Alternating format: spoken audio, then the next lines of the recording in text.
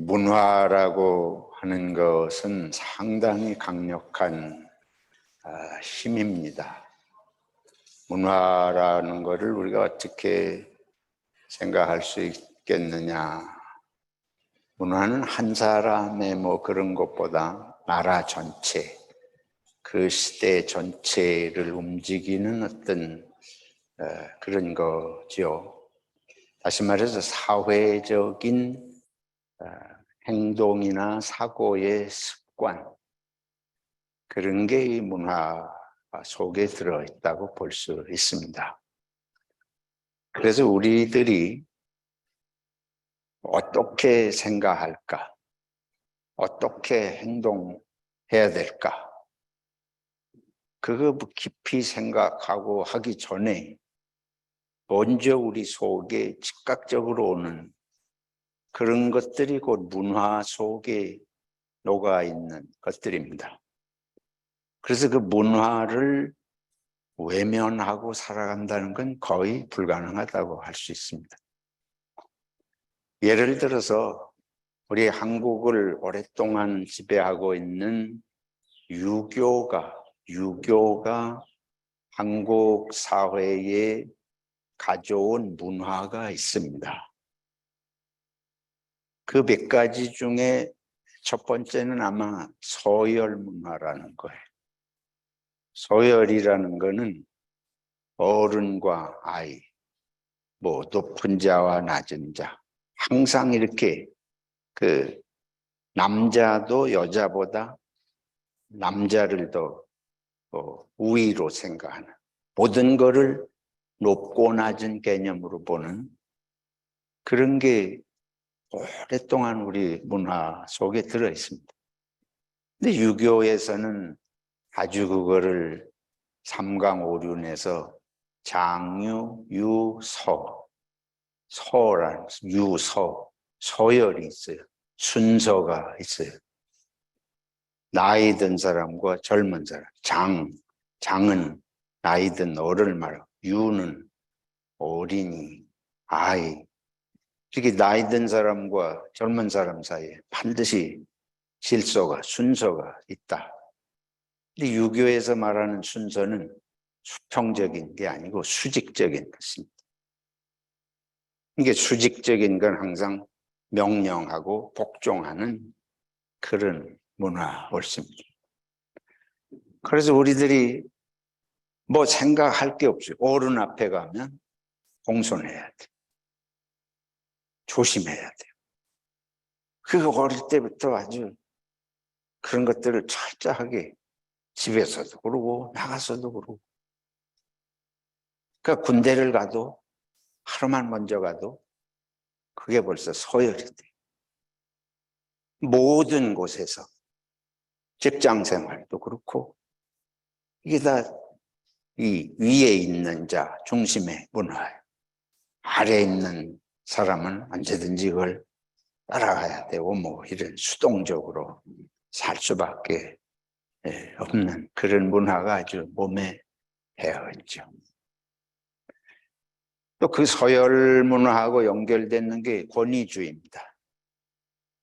서열이라는 게 자연히 이 높은 자, 위에 있는 자, 그 사람이 중심이 돼서 하는데 그 사람이 그러니까 결정권을 가진 거예요.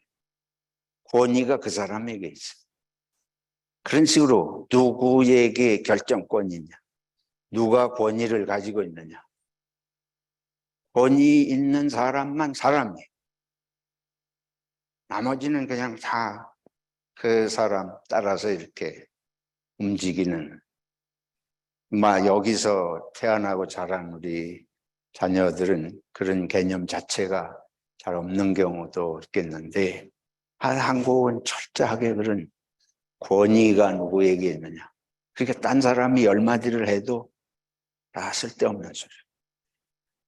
그러니까 여러 사람이 직장 생활할 때 여러분들이 여러 사람이 뒤에서 막 직장의 상사, 부장이나 과장이나 이런 사람들에 대해서 뒤에서 막 불평하고 떠들고 이러면 좋은데 저러면 좋은데 암만 백마디를 떠들어대도 그 사람이 한마디 하면 그냥 다 물거품에 다 끝나는 거예요. 회의를 10시간을 하면서 얘기를 해도 권위 가진 어떤 사람이 그냥 뒤집으면 그날로 다 회의한 게 다 물거품이 되는 이런 분 아닙니까? 요즘에 그런 것들이 이제 조금씩 바뀌는 시대가 된다고 볼 수 있지만 일반적으로 그런 오랜 세월 그런 식으로 살아옵니다. 또 하나는 체면 문화라는 거예요. 다른 사람 앞에서 창피를 당하지 않는 이 쪽팔린다 그러잖아요. 아주 쌍스러운 소리 같이 들리는데 사실은 그 말이 면이 서지 않는다. 한자로. 남 앞에서 부끄러움을 당하면 그것처럼 괴로운 게 없어요. 그러니까 반대로 사람을 괴롭히는 방법은 남 앞에 세워놓고 창피를 줍니다.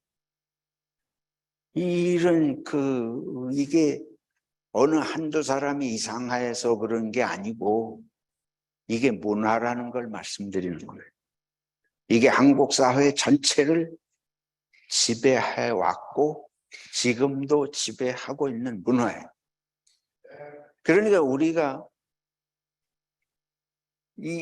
좀 다르게 생각할 겨를이 없어요. 그거부터 생각해야 되는 거예요. 뭐든지 우리가 판단하고 생각하고 행동할 때에 다른 거 생각할 여유가 없어요. 서열이 어떻게 되나? 권위가 누구에게 있나? 또 이게 체면이 손상되나 안 되나? 뭐 이런 거 여기 아주 번개같이 여기 지나가요. 그래서 그거에 따라서 말하고 행동하고 그게 안 통하면 거기서 갈등하고 싸우고 죽이고 이게 되풀이 되는 것이 이 문화의 무서운 힘입니다. 왜 이 말씀을 드리느냐? 성경이 말씀하는 게 이 문화하고 충돌해요. 예수 믿으면 그냥 겉으로 아니고 예수님 말씀대로 성경대로 살려고 하면 이 문화하고 이게 충돌이죠. 이거 보통 힘든 일이 아니죠. 예수님 말씀대로 살려고 하면 한국 사람이면 누구든지 예외 없이 이런 문화적인 사회적 사고의 습관, 행동 습관, 판단 기준 뭐 어디 책에 안 써놓아도 다 그런 식으로 하고 있는데 성경 말씀대로 예수님 마음을 품고 말씀대로 살려고 하면 이게 뭐 매 순간 즉각적으로 이게 부딪히는 경험들을 이제 하게 됩니다. 그래서 예수 믿는 것이 쉽지 않은 일이죠. 이 말씀을 드리는 것은 우리가 성경 말씀을 정말 내가 그렇게 살아야 되겠다. 어떤 일이 있어도 내가 이걸 이겨내고 그렇게 살아야 되겠다 하고 각오를 하고 결심을 하고 그래도 실제로 부딪힐 때는 또 어렵지만 그 어려움이 실제로 발생하는데도 그렇게 살겠다고 하려면 먼저 성경이 말씀하는 게 뭔지를 알아야 돼요. 모르는데야 그거 이게 성경을 모르면 성경 말씀이 어떻게 말씀하는지를 모르거나 그것을 따라서 그렇게 사는 것이 목숨처럼 절박하고 중요하다고 인식하지 않으면 그 사람은 어떻게 살겠습니까? 자동적으로 문화적으로 사는 거예요. 문화적으로 산다는 게 지금 말씀한 대로 모든 사람이 사는 식대로 생각하고 그렇게 행동하고 그렇게 말하는 거예요. 그렇죠? 상식적으로 이해할 수 있잖아요. 그래서 성경 읽으라는 겁니다. 그래서 성경 말씀을 깊이 묵상하고 실천하려고 애쓰라는 이유가 거기에 있는 것입니다. 그렇게 하지 않으면 세상 사람하고 다르게 살 수가 없어요. 안 되는 것입니다. 그거는 뭐 예외가 있을 수가 없어요. 그래서 우리는 성경 말씀 읽고 이거 교회에서 왜 그렇게 주일마다 설교하고 성경 읽으라 그러고 외우라 그러고 왜 묵상을 하라 그러고 그렇게 지겹도록 이걸 하니, 근데도 안 하잖아요. 여러분 안 하는데도 왜 그렇게 그걸 하느냐.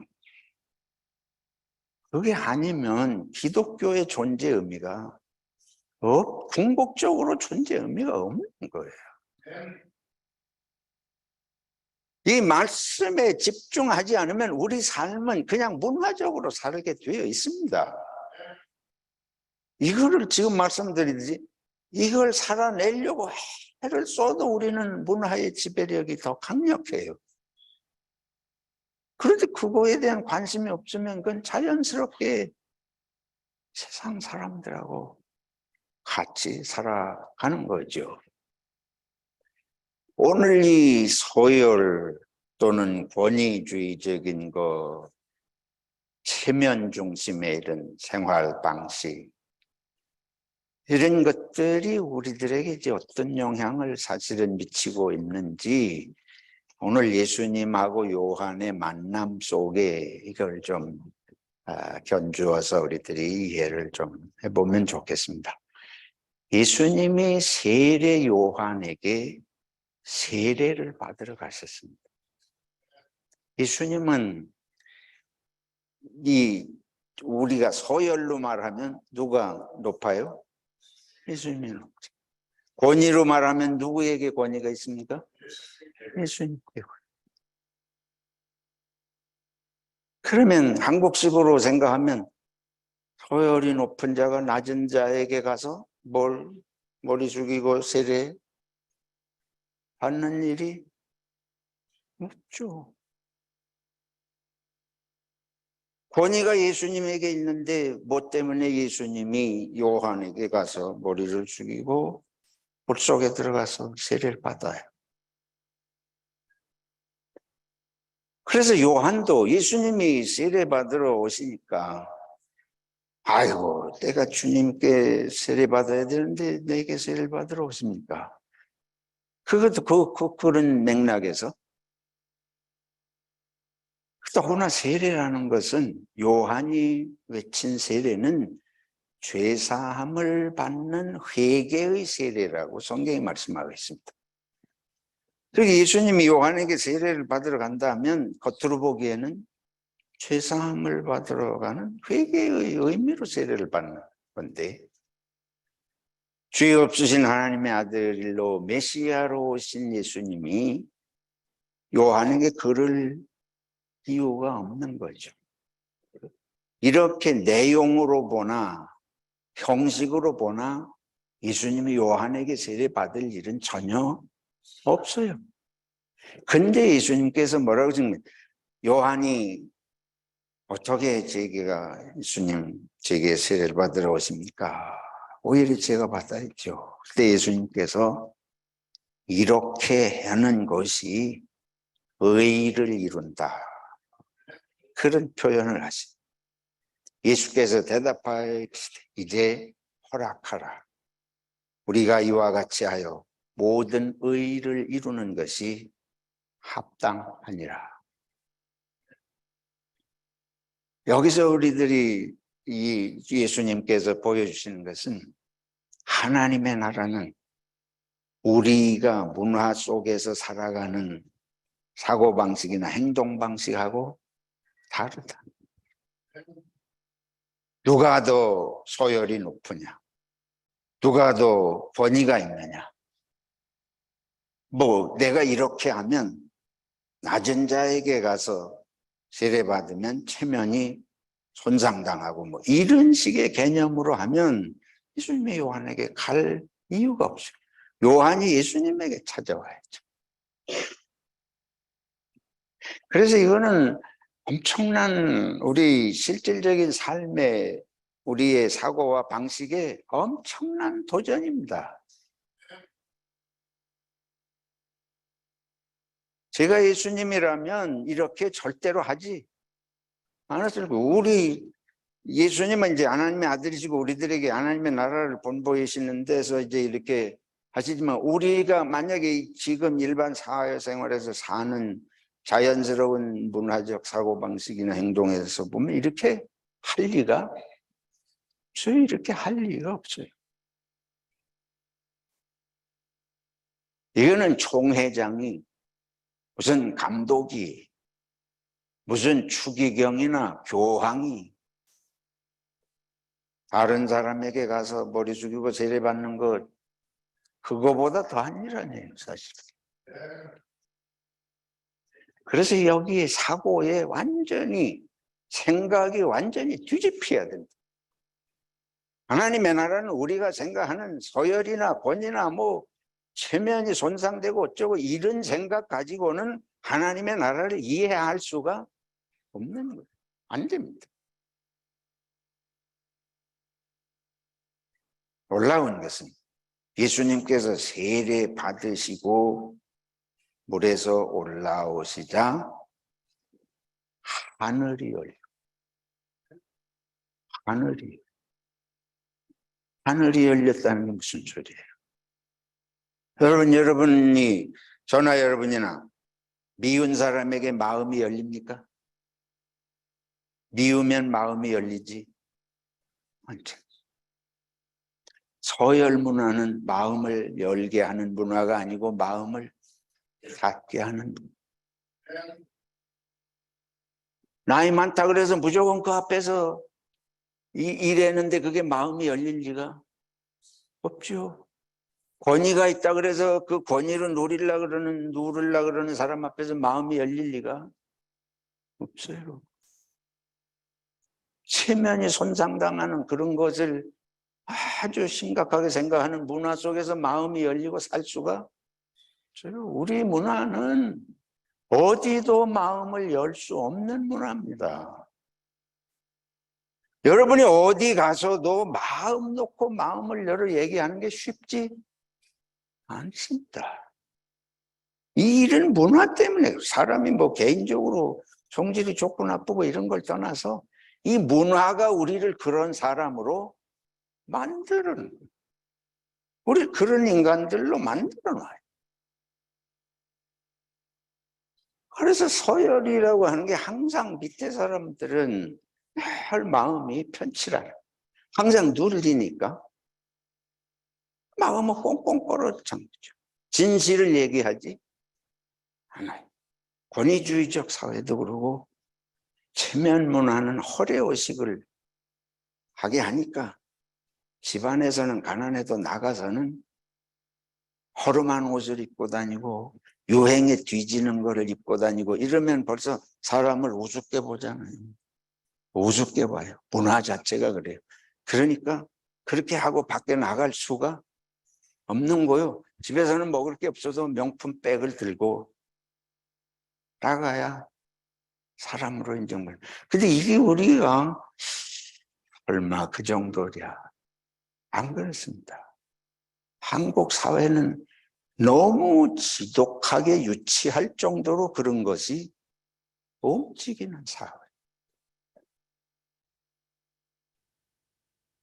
그러다 보니까 어디도 마음을 진실히 열지를 못해. 근데 나만 그런 게 아니고 다 그러니까 서로 믿을 수 없는 사회.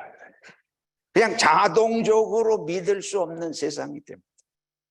누구도 그 마음을 진실하게 무슨 마음 가지고 있는지 알기가 쉽지를 않아요. 속에 무슨 생각하고 있는지.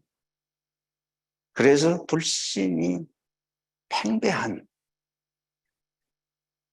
잘못 내놓았다가 그게 가십거리 되고 뭐 요만한 거라도 알면 돌아서서 금방 소문이 퍼지고 금방 소문이 퍼져. 교회도 똑같아요. 이걸 인정하자 그 말이에요. 나는 다른 사람은 그러고 나는 안 그러는 것처럼 그러면 이게 변화될 길이 없잖아요. 근데 이게 교회도 그렇게 될 수밖에 없죠. 교회도 그렇게 살고 있습니다. 교회에서도 서로 믿지 못해요. 교회가 서로 믿으면 뭐 그렇게 한인교회가 찢어지고 갈라지고 만나 싸워요. 속을 할 수 없으니까. 언제 저 사람이 뒤집혀서 딴소리를 할지 할 수 없잖아요. 이런 얘기들을 합니다. 좋을 때는 괜찮아. 그 말은 뭐예요? 조금 비뚤어진 일 생기면 좋은 때 했던 거 다 이용해가지고 사람을 죽이는 거. 이게 우리 현실. 예수님께서 요한과의 만남 속에서 우리들에게 보여주는 것은 이래가지고는 하나님의 나라는 되지. 그래서 어떤 결과가 오냐면 우리는 속으로는 서로 인정하지 않아요. 눈앞에 보이는 데서는 나보다 나이도 있고 선배거나 뭐 직급이 위거나 하니까 얌전하게 말 안 해. 아주 잘하는 것처럼. 근데 돌아서면 다 속에서 존중하지. 그래서 예수님께서 그런 식으로 사는 사회가 하나님의 나라에 이룰 수 없다. 이 예수님께서 요한에게 가서 세례를 받으시는 이 모습은 하나님께서 요한을 보내신 것을 예수님이 인정하시고 요한이 하는 세례가 하나님의 나라의 일을 하는 것임을 인정하면서 하나님의 나라를 위해서 그거를 위해서 하는 일에는 소열이나 권위나 체면이나 이런 걸 따질 이유가 없는 거예요. 그런 거 따져가지고는 하나님의 나라 일은 이룰 수가 없습니다. 여기서 주님께서 보이시는 건 진정한 협력이 이루어지죠. 정말 중심에서 인정하고 협력하지 않으면 하나님의 나라를 이룰 수가 없어요. 나 혼자 옳은 소리 다 할 수 있죠. 나 혼자 옳은 소리 다 할 수 있지만 상대방을 인정하고 진정으로 존중하고 협력하지 않으면 하나님의 나라는 안 되는 거예요. 그건 너 혼자 똑똑하고 너 혼자 잘하는 거지. 그건 하나님의 나라는 아니다. 그건 네가 네 나라 만드는 거지. 네가 하나님 나라 만드는 것이 아니다. 이걸 예수님께서 요한에게 가셔서 세례 받으신 것은 엄청난 사건입니다, 사실. 그러니까 하늘이 열린다는 건 하나님이 하늘을 여셨다. 예수님께서 요한을 향해서 여신 거예요. 진실을 가지고 요한에게 나가신. 이건 진실이 아니고는 예수님이 요한에게 이렇게 하실 수 없어요. 진실로 하나님의 나라를 위하여 하나님의 백성들을 구원하실 생각이 아니면 이럴 필요가 없는 거예요. 그래서 이건 작은 것 같지만 엄청나게 우리의 생각과 삶의 방식을 뒤집어 엎는 하나님의 나라는 뭐 대단하게 뭐 해서가 아니고 이 모습 속에 들어있구나. 여러분 서로 인정하는 마음을 우리가 품기를 바랍니다. 그래야 협력이 되어요. 진실한 협력을 하고 그거는 당신과 내가 서로 뭐 인간적으로 좋고 뭐 인격적으로 좋아서가 아니고 하나님의 나라에. 그래서 이게 열려야 되는데 우리가 하나님께 열리고 우리가 이웃에게 열리고 그리고 하나님이 우리를 향해 여시고 하나님은 항상 열고 계시지만 사실은 우리가 닫고 있는 거 아니에요. 근데 우리가 서로 열면 뭐가 열린다? 하늘이 열린다. 할렐루야. 저와 여러분이 우리가 서로 진실이 열면 하늘은 반드시 열리는 줄로 믿습니다. 하나님이 열린 문을 두시면 닫을 자가 없다고 그랬습니다. 우리가 축복을 받는 것은 우리가 서로를 향해서 열면 하나님은 복을 주시지 않을 이유가 없으셔요. 반드시 우리 길을 열어주시는데 우리 길이 열리는 건 내가 하나님을 향해 열고 이웃을 향해서 열면, 다시 말해서 그것은 소열이나 명예심이나 권위적이나 이런 것들을 포기하고 진실로 겸손하게 하나님의 뜻을 이루는 것만이 우리의 삶의 의미다 하는 것을 인식하고, 그걸 여기 또 하나의 중요한 면, 그거를 마음에만 그렇게 품은 게 아니고 실제로 가서 그렇게 하신 거예요. 그래서 내용과 본질이, 이 내용과 형식이 같이 필요합니다. 우리 그러잖아요. 마음에는 있는데 겉으로는 못해. 그것도 믿을 수 없는 거예요. 내용이 그러면 겉으로도 그렇게 해야 돼. 그래야 이걸 극복할 수 있어요. 그래야 문화를 극복할 수가 있는 것입니다. 그렇게 우리 그리스도인들이 할 것은 이걸 마음을 서로 열어서 세상을 이겨나갈 만큼 우리 그리스도인들이 먼저 이거를 실제로 그렇게 사는 모양을 실천을 해야 되는 거죠.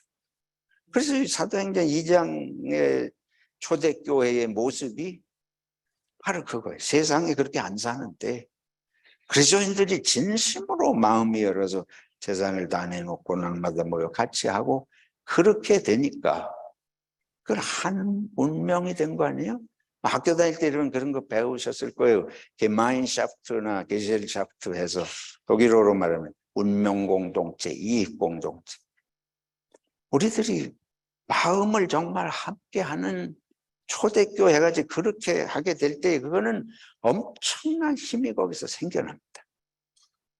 하늘이 열리고 서로를 향해서 열렸는데 두려울 게 뭐가 있어요? 그래서 거기 뭐라 그런 건 성령이, 하나님의 성령이 비둘기같이 내렸다. 우리가 서로를 향해 열려가지고 겸허한 마음으로 이와 같이 실천할 때에 성령이 역사하셔서 우리가 하는 일이 아니고 하나님의 능력으로 일하게 하시는 줄로 믿습니다. 그러시면서 말씀하시기를 하늘로부터 소리가 있다. 말씀하시되 이는 내 사랑하는 아들이요 내 기뻐하는 자라. 저와 여러분이 예수님께서 요한에게 세례받으시는 이 하나의 단순한 것 같지만 하늘이 그를 통해서 열리고 성령이 비둘기같이 임하시고 하나님께서 이는 내 사랑하는 아들이요, 사랑하는 아들이라는 게 메시아를 의미하는 거죠. 내 기뻐하는 자라. 금년 한 해에 저와 여러분들이 말씀을 가까이 하면서 예수의 정신을 품고 예수님께서 성령으로 우리 가운데 임하셔서 서로를 향해 열리고 하늘이 열리는 은혜를 체험하면서 세상을 향해서 나갈 수 있는 용기가 충만해지는 시간들이 되시기를 축원합니다.